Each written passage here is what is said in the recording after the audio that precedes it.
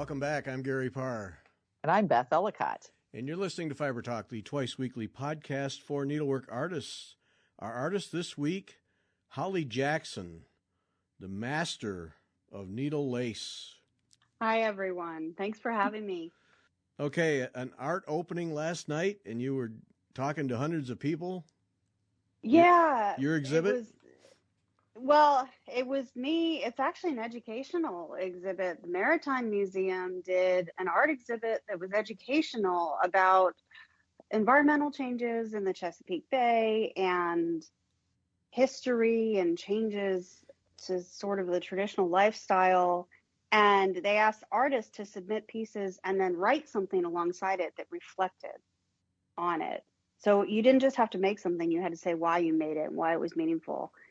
And they took everything. So I was across from the stop motion animation of horseshoe crabs, for instance. Okay. And I mean, but everything was great. You know, you say that and it sounds silly, but everything was beautiful and meaningful.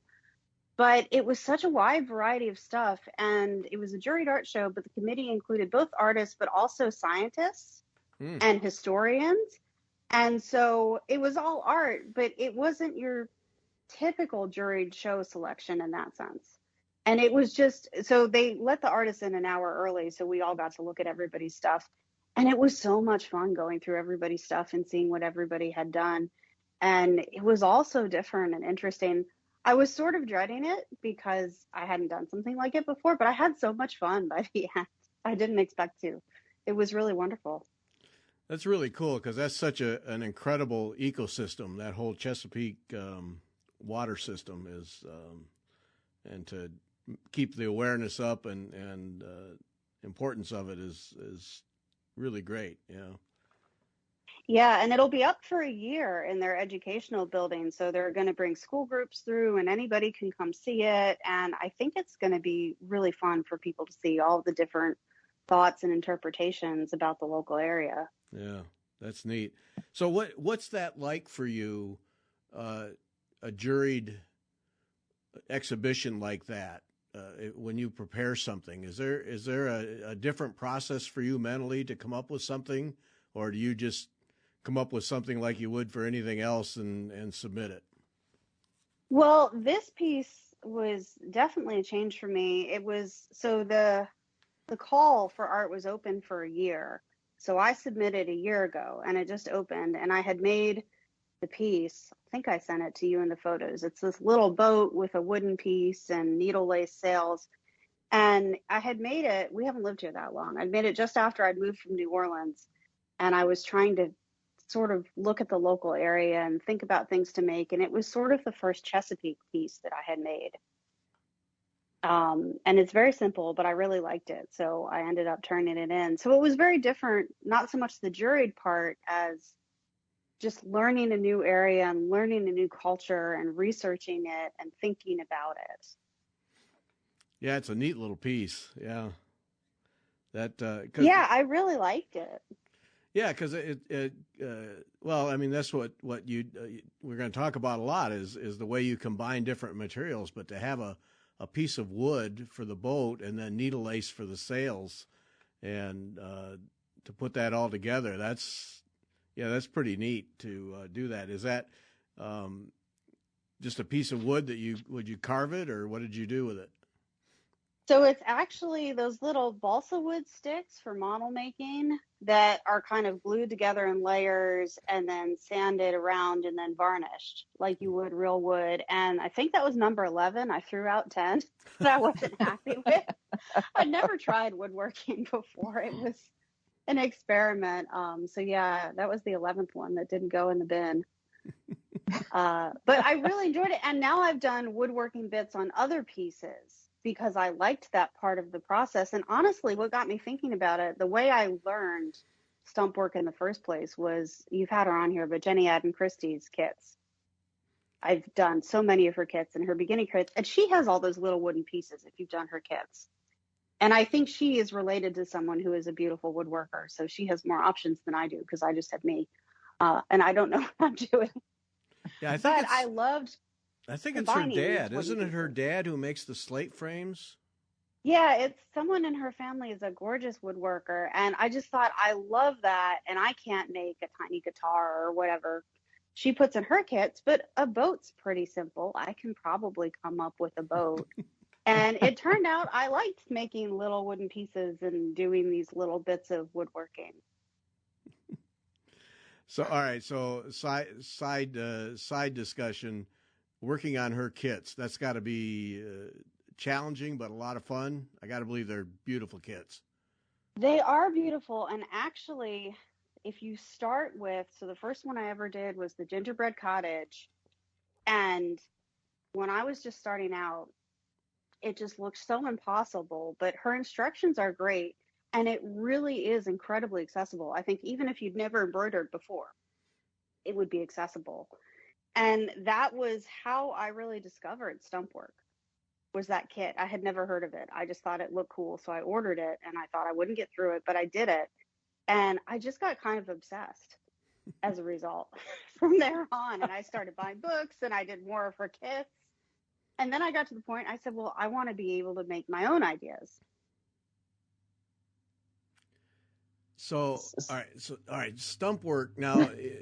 Okay, that's not easy as a rule. So, her kits are good enough. You were able to learn it from the kits, and of course your own talent. But that's good because I'd be lining up 3 different books to learn how to do it. I've just dreamed about doing it. You've done it, haven't you, Beth? I've done a little stump work. And I was looking at the Allison Cole book, stump work book, because I was getting ready to do another piece, and I was like, I need an expert here. The Allison Cole masterclass book and then the Kay Dennis comprehensive stump work book. When I have students say, if I love this and I buy a book, what should I buy? Those are the 2 I tell them to buy. Wait, They're say that really again. Great. We need now Allison Cole I have, but what's the other one? So Kay Dennis, oh gosh, I wish I could remember the name. She did a complete, if you look up Kay and Michael Dennis, they're a couple who work together, but she's the main designer. She designed the stump work program for Cities and Guilds in the UK, actually. Okay. She did a comprehensive stump work book. And what's great about it, and again, this is part of how I started, she has little exercise starting from very baby beginner to an 18-inch oval quilting hoop full of 4 seasons of scenes, which would take everybody about a year. And I've always wanted to make, and I've just decided I don't have a year of my life at this point to dedicate to it as much as I would like to. But if you wanted to, you could work through the whole book from the very beginning of not knowing anything and then finish that huge piece just from this one book. Okay. It's very accessible. Right. So it's more of a tutorial. It's not a project book, but it's a step-by-step. This is how you do stump work. It's a project book, but each project is sort of a step in the learning process. Okay. I'm going to have to look into this. Very well designed. Yeah. So when my students in classes, if I teach them to make, say, a wired flower or something, they say, well, what do I do next? I say, well, go look at these books, the Allison Cole and the Kay Dennis. And especially the Kay Dennis, I say, just pick an exercise that interests you and do it. Buy some cheap DMC and do it. Try it. Yeah. All right, Holly, congratulations. We're 9 minutes into the conversation, and you've cost Beth and me money. Yeah. Buy so many books. I've just given up on that as a budgetary item. Yes, I saw that on Instagram that you said that you had quite a collection of books when you're rearranging your workspace, and I'm like, oh, I love this lady already. I bought 4 used books yesterday. Oh, see. Embarrassing. No, there's nothing embarrassing about it. To put them. Oh. No, I love reading textile books by other people, and I get so many ideas, and I've got a huge collection. It's really quite ridiculous, but I use them all, so I can't get rid of any of them. No, absolutely not. Absolutely not. They're valuable items. Yes. And then now my friends know, so now they send me used textile books from other countries that I didn't know existed. So now I have all of those too. Those are, to me, those are where the real value is in books, when you get them from foreign countries, because, stuff you've never seen Yeah, there's before. so much. especially there are so many regional kinds of embroidery, say in the UK. And as Americans, we don't see those books, or they're out of print. We don't know they exist. But sometimes they'll send me one of those that has needlework patterns, for instance, that I've just never seen before. Yeah, and you don't need to be really able to great. you don't need to be able to read the words either. Just yep. Yeah, just pictures are good enough for a lot of them. Yeah. All right. Well, Kay and Michael Dennis, Stumpwork book. Ordering it after we're Yes. done. Mm-hmm. Yep. Yeah. It's if you want to learn, it's really fabulous. I recommend it. And she was a teacher primarily, and so her methodology is very easy if you look at it as a student. Okay. Oh, good. That's what we need. Yep. Mm-hmm. All right. So how did you start? So you learn stump work here from the books, but it must have been quite a bit of needlework prior to that. Not really. I started by accident. So I'm doing the math. I'm 37. I started right before I turned 30. So I started really late, and I only started because I was living in New Orleans and I had terrible insomnia. And the doctor told me that I should try either embroidery or coloring books because they tended to work for people. And I hated coloring books. I thought they were so stupid. It did not work. So I bought this little embroidery sampler from, I think it was Pearl Soho, and it was just basic stitches and circles. And it didn't help me sleep, but I loved it. And I was living in this 1-bedroom apartment, so I just sat on my bed and picked away at this little thing. And I was just kind of hooked on it. And I started looking around the internet and looking at all these different kinds of embroidery. And I think that was when I stumbled upon one of Jenny's kits. But I think that kit was maybe the third thing I ever tried to do. Oh, my. It was sort of really crazy in retrospect, actually. Yes. Yeah. Yes. I haven't even attempted one of her kits. So, and I think they're I hard just to didn't get. know enough to know how scary or how scared I should have been of the process. I just didn't have enough knowledge to be intimidated, which is sort of how my life tends to work. Anyway, I saw something on Instagram, a video where some people just feel like they can read one book and try something and whatever happens, happens. I'm one of those people. That doesn't always mean it goes well. But no fear. sometimes That's a good thing. That's a good thing. I don't think that that's so bad, that you're willing to step out there and say, you know what, I'm just going to try it. What's the worst can happen, Right. Right. So, and anyway, I did that, and it took me a while to get through it very gradually. But once I did, I was just completely hooked on the process. Anyway, I still have insomnia, which is why my brand name is Flossing in the Moonlight, because I work at 2 a.m. all the time. But it did get me hooked on embroidery, which is not something I had ever encountered really in my life until then. All right. Now that's the solution to my problem. I just have to get a bad case of insomnia. Then I'll have time to do all this stuff. Oh. Yeah. Then you have plenty of time when everyone else is asleep to occupy yourself. Who knew? Wow. Uh-huh. It helps. Yeah, okay. I don't think that's going to work for me, but no, I don't know. I don't know. Sleep is good. Sleep is good sometimes. Yeah. So you started really doing then stump work almost right away. Yeah, and I played around with other genres, but I kept coming back to these stump work kits and these stump work books. And I think some people's brains work in 2D and some people's brains work in 3D. I have a brain that really only works in 3D. And I actually have trouble designing for 2D. It just doesn't make as much sense to me. So I kept kind of going back to these stump work kits and books and Jenny's kits and trying more things, just for fun.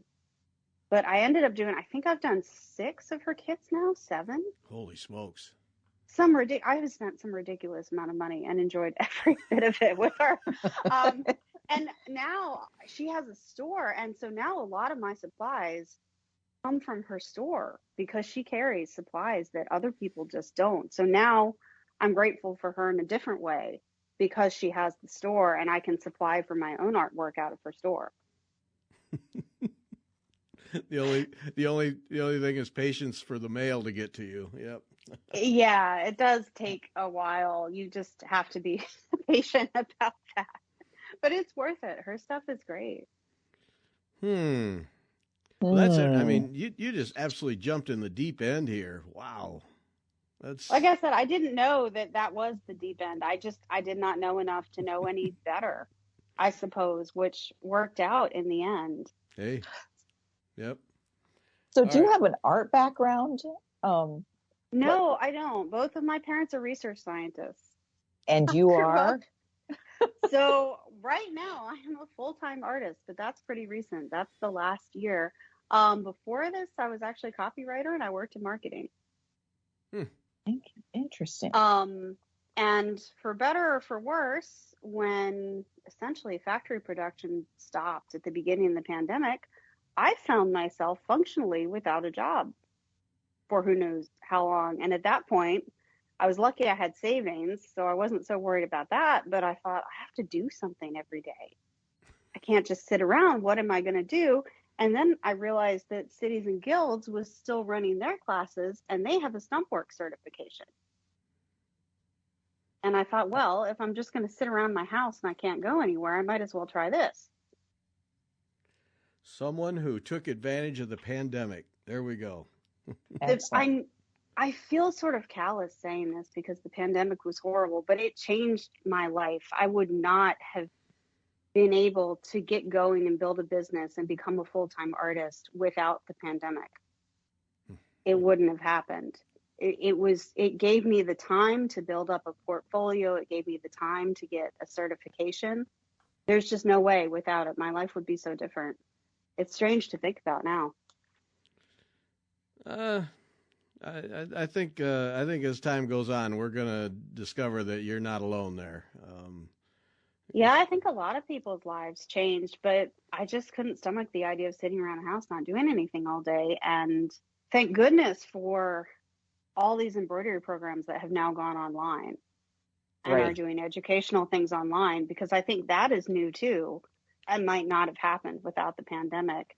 And it gave lots of people, I think, new opportunities. Yeah, I think that was the one thing the needlework world really, I mean, people had to shift. And so the ability to do online, whether they learn Zoom or Skype or um, doing YouTube videos, really opened up the world to new And techniques and new artists. It was great. That yeah, was the and as great thing about you all know, from the people you interview, a lot of these programs are in the UK. So if you're it. an Right. American, online is your only access anyway. right. Right. Yeah. Right. All right. Now, you no formal art training. Your No, work doesn't suggest that. Was it I just have still never taken a basic drawing class or a basic color theory class. I keep telling myself I'm going to go to an arts. I mean, I work at a museum that gives them. I really have no excuses at this point. I could just take one from one of my friends at this point, but I just haven't had the time. But yeah, and my mom did some painting when I was growing up, but she worked a high level scientific research job, so she picked that up again in retirement. But there weren't people making art in my house. They weren't making art. No one sewed. No one did embroidery. There was none of that when I was growing up. I just wasn't exposed to any of it. hmm. That yeah, most people come from a background, even if they don't have formal training. They come from a creative family of people who are always making and doing that kind of thing. So yeah, so it's in your genes, hidden from hidden from the rest of the family. I guess, but in some ways, I wonder because if you look at the stuff I do, there is an element of sort of scientific model making to some of it. Yeah. And I do wonder if part of that does come down there. Like there is an analytical component of it, of let's analyze a watercolor or something and then think about how to render that in a different format. Hmm. Yeah. I mean, it's just interesting. And then how do you evolve? Like I learned stump work. I do Jenny's kits, but then your art is a real mixture of materials and media. How does that all come to be? Is it just, again, you don't know enough you just kind of go at it with a blank slate because you don't have anybody telling you what's right and wrong? Yeah, I think in some ways, if you don't ever learn a bunch of rules, maybe it frees you up to try a lot of different things. Part of it was when I moved to Maryland, one of my good friends here is essentially a found object mixed media artist. She makes oyster jewelry and art. And she's one of these people who can go on a walk with her dog for 20 minutes and pick up a bunch of ugly stuff off the ground and turn it into something beautiful and sellable in her studio.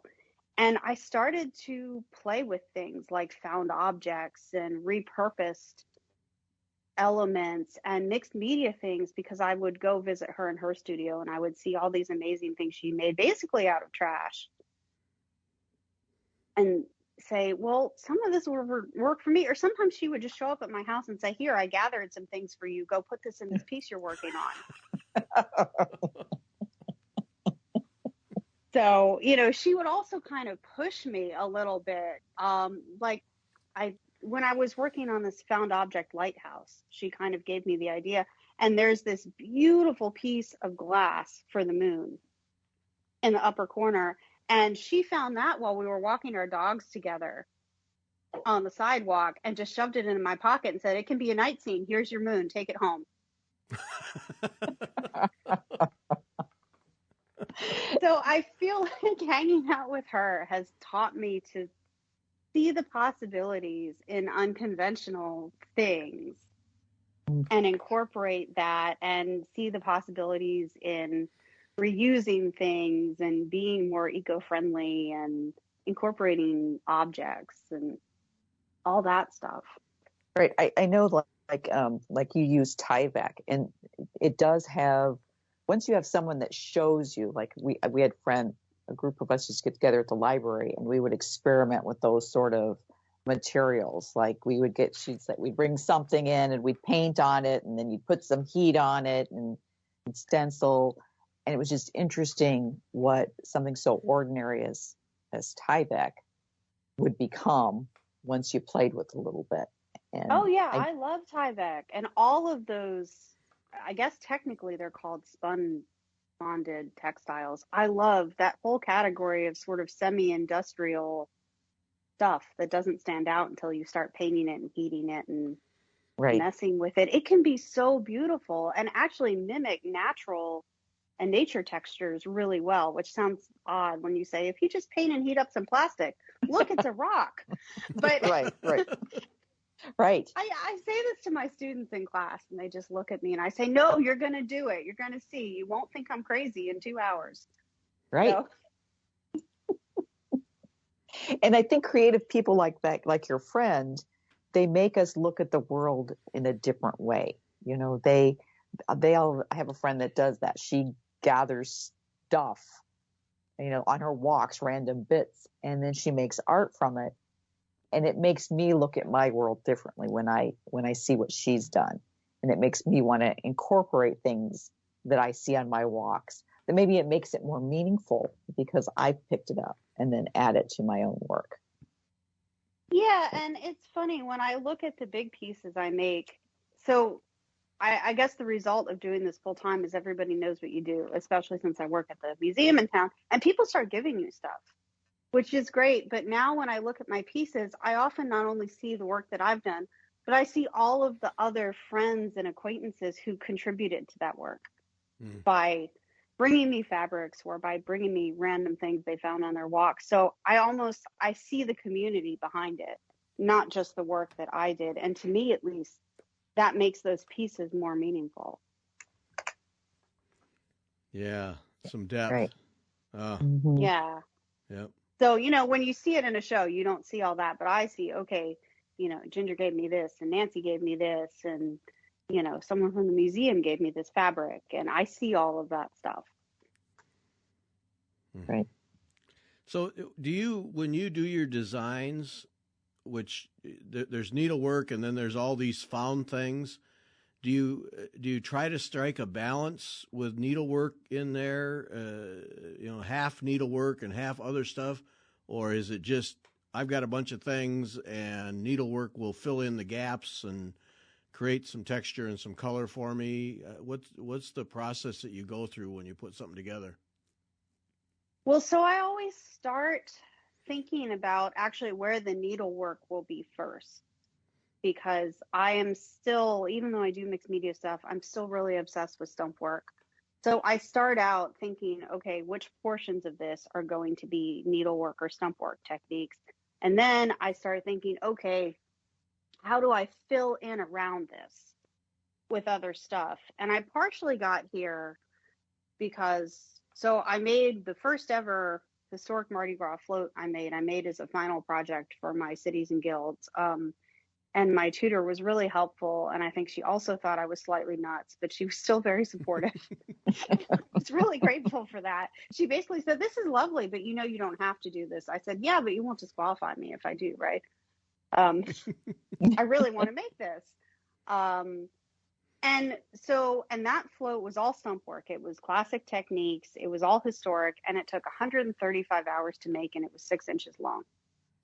Oh my. Jeez. Right. So it was beautiful, and I loved it. But all of a sudden, if you start, say, applying to group shows, they say, okay, this is great. Bring your 25 pieces in 6 months. Oh, yeah. And you can't do that. You can't make things that way if you want to teach and sell in a fine art context. There's an upper limit on time you can spend. And that's when I started playing around with mixed media and found objects. And I thought, well, can I keep the meaningful parts of the stump work and then fill in with stuff that's faster? Right. But also without it, I'm always conscious of wanting my pieces to look like textile pieces at the end of the day. I don't want to do so much mixed media that they don't read as a textile anymore. Okay, yeah, that's what I was getting to is all right, so you do want them to be needlework textile pieces, and so the found stuff is almost supportive then. Right. So I see the found stuff in the mixed media as essentially supporting my stump work addiction, if that makes sense. Mm-hmm. Yeah. Okay. Right. Mm-hmm. Or complementing or even maybe enhancing the stump work with other textures. So often I'll say, okay, these 1 or 2 areas that are the most prominent will be traditionally stitched or stump work techniques. And then all these big spaces around it, background and grass or trees or whatever, I will find other ways to fill in that complement these areas. Okay. But not for speed, not to get it finished. It just that's what you see as material that makes the overall thing you're trying to create. Yeah, I don't want to dilute. It's sort of a fine line because speed is great, but I'm also, so the last one I did with all the tulips, I ended up making all of those wired petals. There were 22. I ended up making them all, doing them as wired petals because I tried a bunch of mixed media techniques and they didn't look right. And even though I knew it would take longer than I had budgeted in terms of studio time, I wanted it to look right to me. That was really important. So I went ahead and I spent the 25 hours or whatever to make all these petals. Right. So I'm not willing to sort of compromise on the stitching just to speed up the process. But obviously, if you're, say, painting Tyvek and heating it to make a background element, that's a lot faster than traditional stump work techniques. So it does help in terms of speed. But it doesn't take away from the piece. You don't want it to take away from the art itself. So yeah, right. That makes But sense. I want it to complement, and I want it to feel like a textile and not like a mixed media painting or a mixed media collage piece. I really want it to sort of be a modern version of a traditional stump work textile. And I feel like it's in the spirit of it because when stump work was in its heyday, people were just using random stuff they found around their house. If you think about it, they were doing found object and mixed media too. We just don't think of it that way. Mm-hmm. Right. They, Because, they were using their own hair and random bits of wood and stuff that they found. So that's, in my mind, that's not so far off from my approach. It's just that we have Tyvek and they didn't. right. That's going to sound really strange. There are going to be a bunch of classic stumpwork people who are going to listen to this and be shaking their head. So is there a desire, though, to make a series of complete stumpwork, solid stumpwork pieces, or going that far just doesn't work for you? You need to have some other elements. So I've made some for exhibitions. I think it depends on the context. I really fell into exhibiting and then teaching in a fine art context. And what I have found that the embroidery world and the fine art world are really different. So depending on who I talk to, if I talk to a needlework person, they say, well, I love your work, but do we have to talk about the plastic if you write a class description? And when you teach and you exhibit in a fine art context, they also say, I love your work, don't change anything, but we don't have to talk about sewing in your class description, right? We can just sneak that in when you teach. So depending on the context, full stumpwork pieces are more successful in some contexts. And in a fine art context, there's a more mixed reaction to them. Sewing is a divisive subject in art. This is what I have learned. Oh yeah, it very much is. And that as you're describing that, what's going through my head is, how do we get over the hump of that thinking that if there's a thread involved, it's not really art. It's, partially women's work or whatever. Yeah, it's so frustrating because, there are thousands and thousands of pieces of pure art that are all needle and thread textile. And I don't get it. If it's not paint or oil or pencil, doesn't or count. marble. Yeah, or marble. Yeah. So frustrating. Yeah, and it's funny too, because I get into fine art shows, even though I do have the sewing component. But then when you talk about it, you have to so for instance, if you met me at work, I would probably say, well, I make mixed media relief textiles, which, if you think about it, is stump work, mixed media. But if you say stump work, people go, oh, what's that? And then you explain it. They say, oh, it's embroidery. And you say, well, yes, but it's also sculpture. Look, it's sculpture. But somehow talking about it that way throws people off sometimes, I've learned. So I've found that depending on the context in which I'm working and teaching and exhibiting, I have to find out different ways to talk about my work. And in a fine art context, I've learned to talk about it more like a painting than an embroidery piece. I hope that makes sense. Yeah. Because that way, people who do paint and do more traditional mediums, they can understand and they can see it in a way that makes sense to them. But you shouldn't have to. Yeah, I feel like that sometimes too, but I also like having a job. So at some point, you got to compromise on something, right? Right. And I have to say, really, as a great shout out to the places that I work, they hired me knowing the kind of work that I make and the kind of stuff that I teach. And all of my bosses have been so extremely supportive of my work. And I'm so lucky and grateful to them, even though they're all painters and I don't think they understand it. But they have been really supportive and lovely. And no one has ever said, can you be different? Can you try this other thing? I mean, they have been really great about it and all its wacky weirdness. And I'm not sure all museum teaching jobs or fine art center teaching jobs would be that way. I think I've just lucked out and gotten a really nice group of people. But you do have to talk about it differently in different contexts, I think. Yeah. So what is it that you do at the museum? Is that where you teach your classes? And So I teach at the Art Academy Museum in Easton, Maryland, which is where I live. They are, I think, the biggest regional museum on the Eastern Shore in the Maryland Chesapeake Bay region. And so they have great exhibits, but their whole second floor is beautiful art studios, and they bring in local artists to teach a whole range of classes for adults and teenagers. So it's a really great venue, and I'm lucky because it's about 3 blocks from my house, so I can walk to work. Oh, very nice.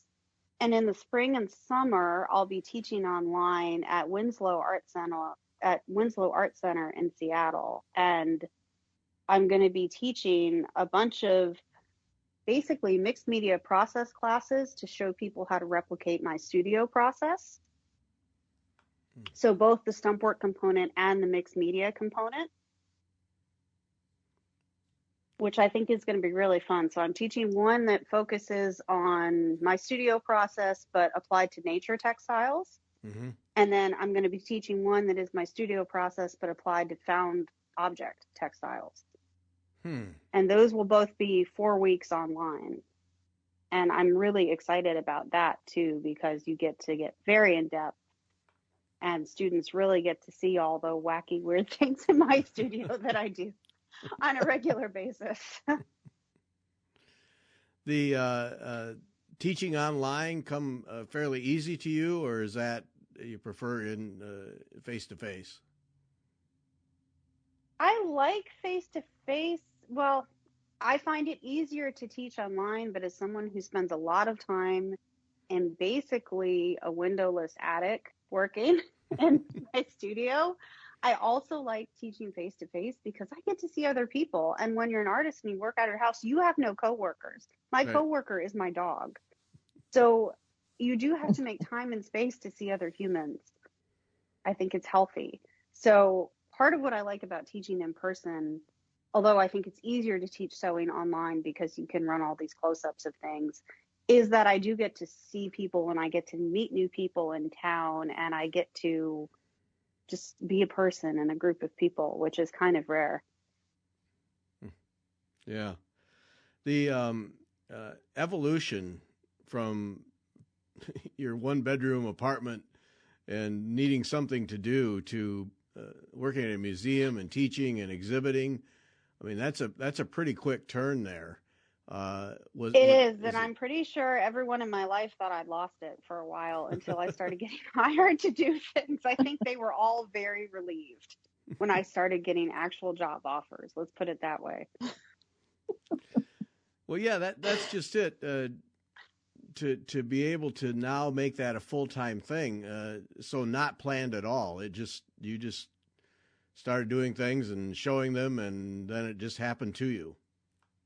Yeah, I'm really lucky, but I understand it was quick for me. If you had asked me 10 years ago if I would be doing this, I would have laughed in your face and said, "No, I'm not artistic. I can't draw. How could I be an artist? That's crazy." Yeah, it's neat the way it happens. You're not the first person we've talked to that has had a whole evolution happen to them. And then they find themselves in a whole different world. It's pretty neat because obviously you're doing what you enjoy every day, and you can't beat that on any front. Right. Yeah, I'm really lucky. When I interviewed for a job a couple months ago, the woman who ran the program says, "Oh, I love you're so enthusiastic about your subject." I said, "Of course, this is my dream job. What is there not to be happy about?" Yep, that's great. So talk about now. You've got you just finished up your chest piece skipjack workshop, and starting March 7 now is your bird's nest, which I love. Boy, that's really great. Music box class. Do you have other classes that you're running yourself, or is everything through the museum? And how do you approach that? So yes, I've finished that up, and actually I think we're going to do a rerun at the museum of both of those classes, maybe in the fall, but I've talked to them about doing it online because I guess they had a bunch of people say that they wanted to do it, but they couldn't do the timing of the 4-week class. And I had a bunch of people message me on Instagram and say, "I want to take this, but I don't live in Maryland." No.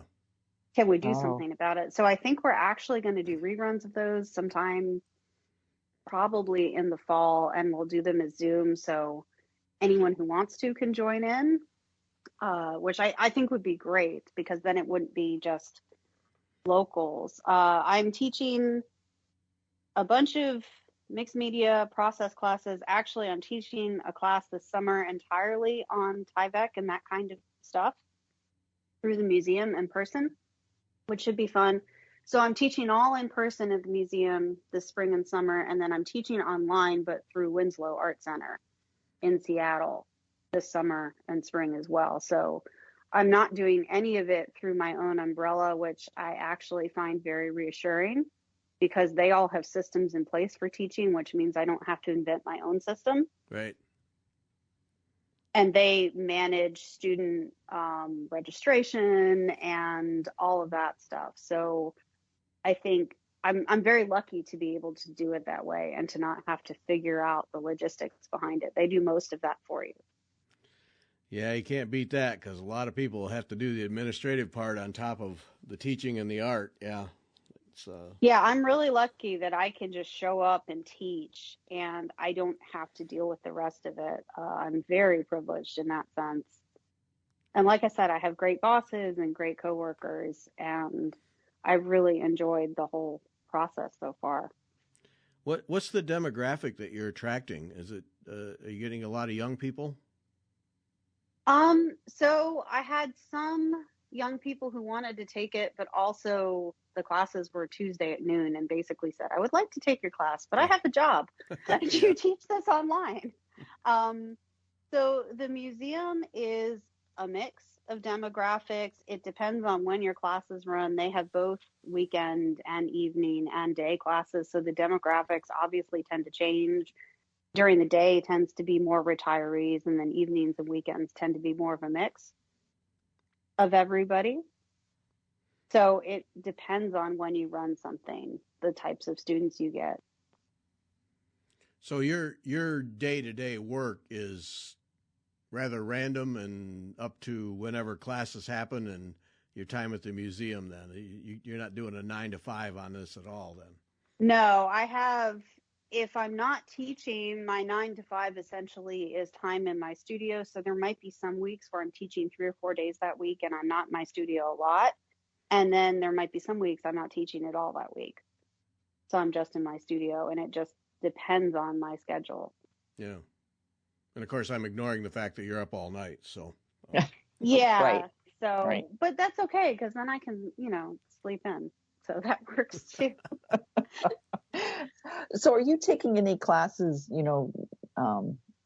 for yourself to further your development? I do make an effort to try and take a class. I actually just took, this is going to seem kind of random, but I took a passementerie workshop. I don't even know if I'm saying it right. Passementerie Right. I just took one of those online a couple weeks ago. Beth, who was that lady we talked to? Yeah, I don't know if you guys interviewed her. Libby Ashdown was the teacher. No. Elizabeth Ashdown. It was something starting with a C. I have her little tool that she used to make the cording, which is so cool. Now, Libby Ashtown, got to talk to her. Yeah, Yes, she would be great for you guys. But I just, and she's, again, I related to her in the sense that she does this really traditional thing, but she does it in crazy bright colors and unconventional yarns and stuff that's really bright. And then she frames them as modern art pieces. Very cool. There's something about making those cords that is like the kumihama, the Japanese one, and I do it in a circle. Have you ever done that? No, I haven't. Braiding. Oh, that's fun. Oh, well, sorry, another track, but. And the other thing was I just bought some weaving kits because I have some ideas of incorporating weaving and needle felting because I don't have enough to do in my life. But that means I have to learn to do it on a basic level. So yeah. I just bought some kits on that. Anna Crutchley. There. Oh, I've heard of her. I have her book. See, I own so many books. I have her book on tassels. Yes. Yes. Amazing Yeah. woman. Amazing woman. Yes. Yes. Oh yeah. Oh yeah. Oh, and needle felting. I can see you because you can needle felt on the Tyvek, I do believe. Right. So you can needle felt on Tyvek, you can needle felt on felt, and needle felting can become 3D and sculptural. Right. Right. And then you So can stitch on top of it. So I have yes. so many. See, this is my problem. This is how I get Right. hooked on things. I have so know. many conceptual ideas, and I think I know what this could be. I don't know how to do it yet. But I know. can probably figure out how to do it. Yeah, and I've always wanted to take one of those silk cocoons and stitch on that. And talking to you, I don't know why I've that. seen that. I know. Doesn't that seem like that would be fun? And then you could, because then you could make it a flower. It's just the perfect shape. Oh, now I'm gonna have to go find my bag of. If you find a class cocoons. on that, please email me. I would take it. I've never seen a In class a heartbeat. I've never seen a class on it either, but oh no, we'll have to beg someone to run one. Yes, so we can learn how to do that. Because I mean, or we could just try it ourselves and just experiment, right? Well, that's what I do sometimes, because sometimes I want to try something and there isn't a book on it, or there isn't a book in English on it. So I end up, my theory is the worst thing that can happen is you have to throw it out. Right. And I do throw a fair amount of stuff out because it just doesn't work. So. But you've learned something, and that's the thing. Right, but you learn something every time. Right. There's always something to learn. So, but I keep thinking, with the needle lace with it, doing the stump work, you've got that form there of the silk cocoon. Oh, it just got my little mind a going. Now that was I know, bad. and you could paint them, and then you could use them as part of sculptures and combine the painting with. See, this is how my brain works all the time. I know, it's bad. Terrible. And add beads to it. I could see beads with it too. Yeah. Doing dangled beads or something out of it. This is how you end up having a disorganized studio full of stuff. Yes, which is why I have a disorganized. Well, it's not a studio, but it's the craft room. Yeah. Mm-hmm. Scary. Scary. Yeah. Well, it was. I got such a kick out of your post about cleaning up your workspace, because we were talking ahead of time about how I've been remodeling a half bath, and it just dawned on me. I had so many tools and things all over, and I was spending so much time looking for things and stepping over and stepping around things that I just quit at some point and cleaned up the mess and got things organized, because I was just wasting time. And it really hit me just in general, because I think we all three of us tend to live in enough workspace on the table to do your thing, but everything else around is just kind of a collection of things that should have been put away. And it really just hit me. You got to keep your workspace organized. I was wasting so much time, and so I've been really conscious of that. And when you said, you got to a point where you just couldn't function anymore, and then I thought about all those found items and things that you got to keep organized somehow. And I think it's a good lesson. Well, the problem is they're organized, but they're not organized to anyone but me. So I have them in boxes, but some of my boxes just say things like 100+ years. Or I have one box, which is all antique materials, but it just says 100+ on it in Sharpie. Or I have one box that just says Angela and Ginger. And that's where all of my really great mixed media supplies that two of my friends have given me are all in there. Or so they're in there and they're all labeled, or one just says tiny wooden bits. That's it. It's just a shoebox that says tiny wooden bits in Sharpie. Right. So it all makes sense to me, but if anyone else came in here and tried to find something, I don't think it would be helpful to anybody else. It just needs to be helpful to you, though. Isn't that the most important? Yeah, it's all labeled in terms of kind of personal meaning rather than organization. Right. Also is, I suppose, a type of organization. Right. but not like I still couldn't tell anyone to come in here and say, just go find something. It's here. I think it would still be very difficult. Right. Well, but it's not their space, so that's okay. Yeah, my theory is I have a door that closes and no one else has to live with this space but me, thankfully. I'm not sure anyone else would want to live with this space but me at this point. I have so much stuff packed in here. Yeah. uh-huh. Now, when we moved to this our house now, my wife and I in the old house shared what was our son's bedroom. We shared it. Both of our desks were in there. And I know it drove her nuts because everything is always put away with her and lined up and organized, and stuff will pile up on my desk and in my workspaces to the point where when I simply can't move anymore, then I'll stop and clean up. And I know it drove her nuts. So when we got this place, we had 2 bedrooms, 3-bedroom home, and we each took one for an office. And I know she's glad that everything of me is in one place and she doesn't have to look at it. But, yeah, I'm pretty sure that's what my husband thinks. He's an artist too, but he's so completely organized. His studio is so clean, people don't believe he uses it. No.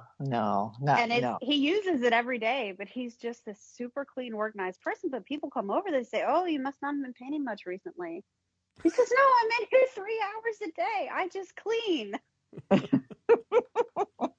Put things away when I'm done. Not me. Yeah, just He look at around right vacuums now. and everything. I don't even know.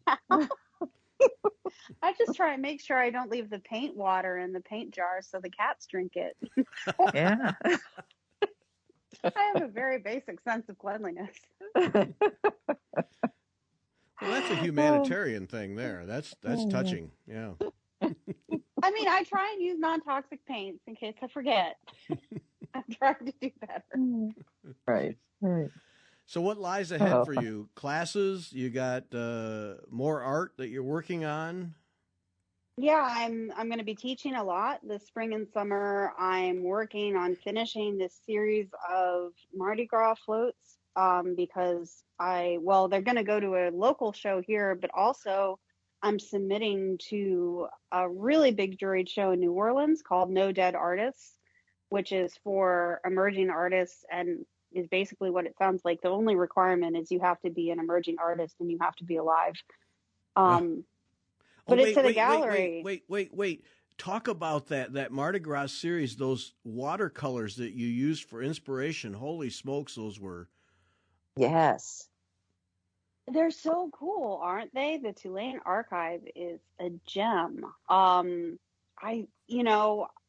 When I was doing Cities and Guilds, I bought an art book on Mardi Gras invitations because I thought I was going to start sort of transforming those for my final project. And parts of them didn't really work, but there was another book in this series on floats. And in it, there was a section about anonymous female Mardi Gras designers from the 1880s through the 1930s. And many of the designs I sent you were by anonymous female designers.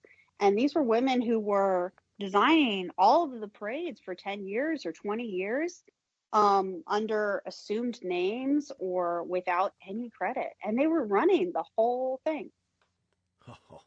Wow. And many of them weren't even, I think their names weren't revealed until later, because when Tulane started collecting all this stuff for their archive, the watercolors were signed and they didn't understand the signatures. And they started researching to try and figure out who had been signing these things.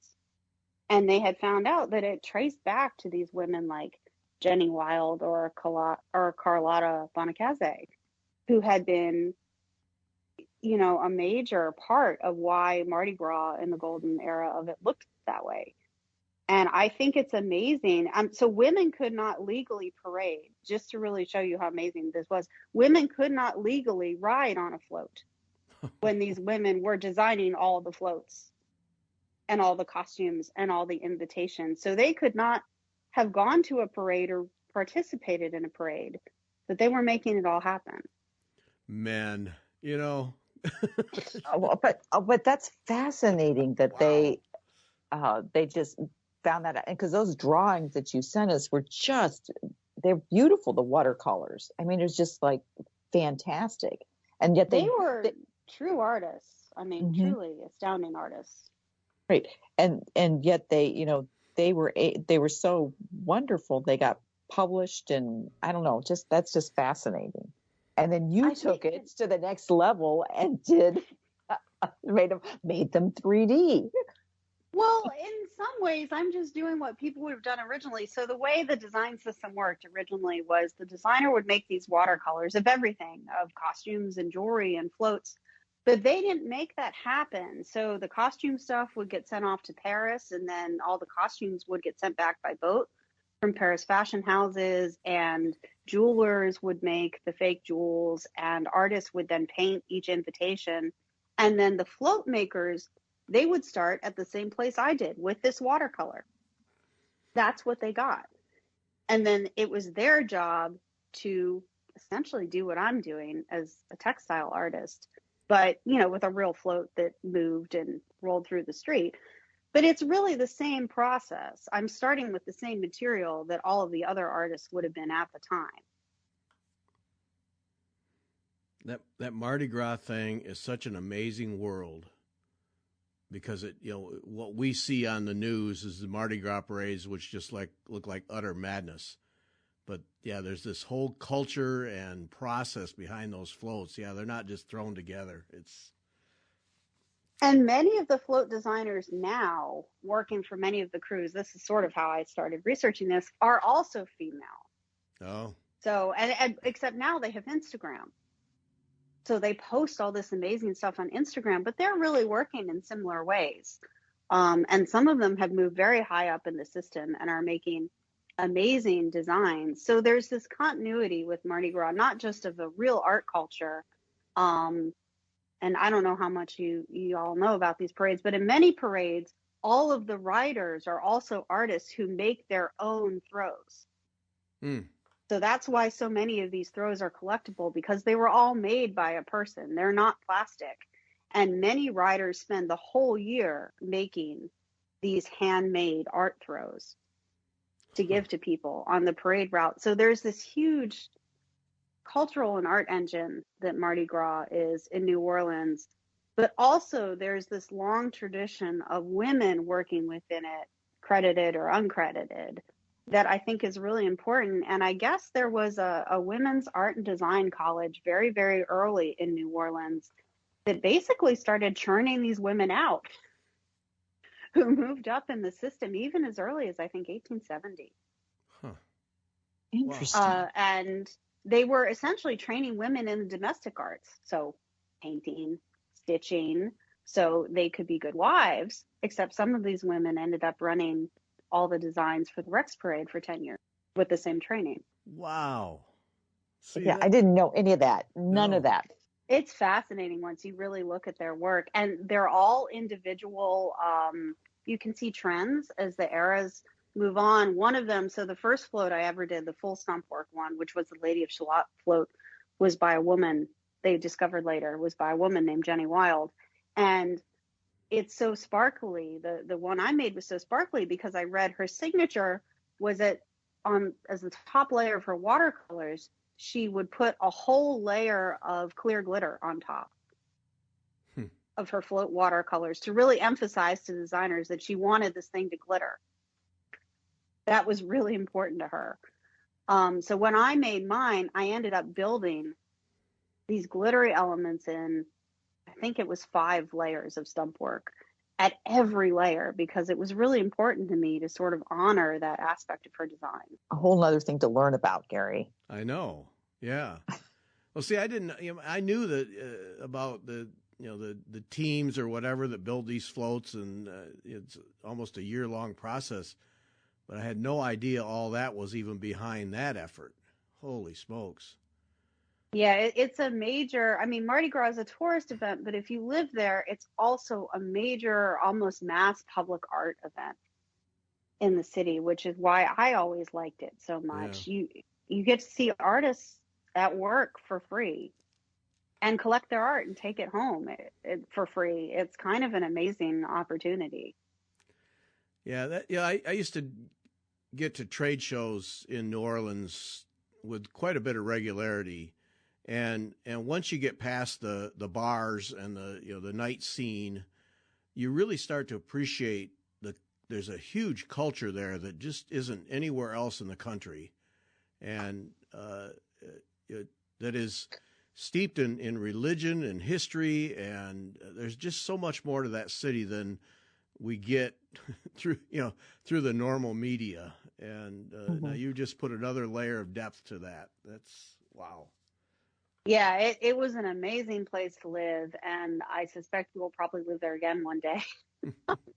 It's truly an amazing place to live, and just art is everywhere. Music is everywhere. You walk down the corner and you're just steeped in it. So even though I wasn't really, I wasn't working as an artist there for a bunch of the time that I lived there, I feel like it sort of taught me to see art and think about art, because there's just no way to avoid it if you live there. Right. You're just sort of marinating in it, whether you Yeah. like it or not. Exactly. Yeah. Yeah. It's a city like no other. No question about it. Yeah. Right.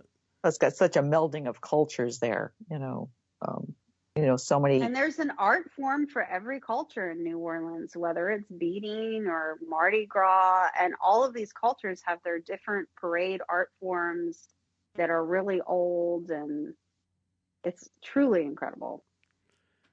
Yeah, it really hit me. I listened to Mark Maron podcast, and he had a trombone player whose name just escaped me, and from New Orleans.